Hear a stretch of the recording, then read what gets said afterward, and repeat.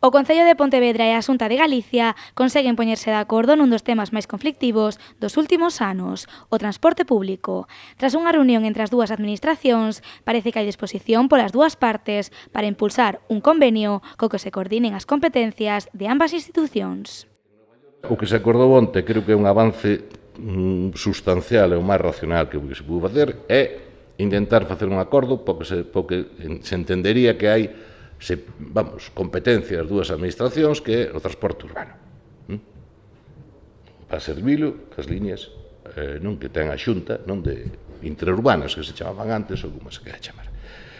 Con esta colaboración, as liñas interurbanas de transporte, que son de competencia autonómica, pasarían a prestar o seu servizo dentro do ámbito municipal, parte que lle corresponde á administración local.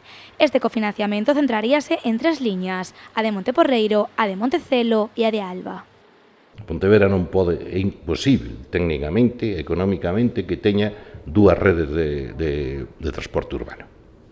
Asociada á Xunta e ás concesións interurbanas e urbana, é imposible. Polo propio diseño de cidade, polo propio tamaño e demais, é imposible.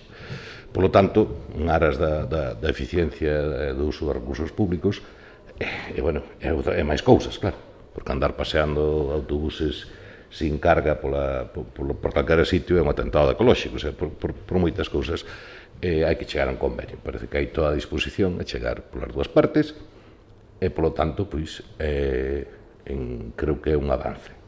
Este novo acordo vén de demostrar que en Pontevedra a única solución razoable neste eido é que o Concello utiliza as concesións da Xunta para prestar o transporte urbano.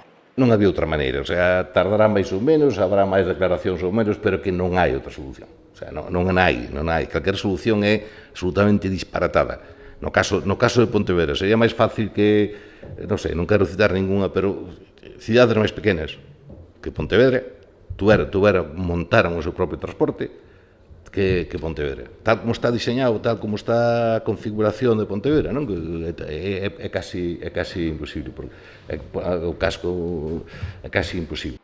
Con esta base, a Xunta e o Concello volverán a reunirse o vindeiro mes de setembro para que o Goberno municipal presente as súas propostas de adaptación das liñas de autobús e do novo convenio.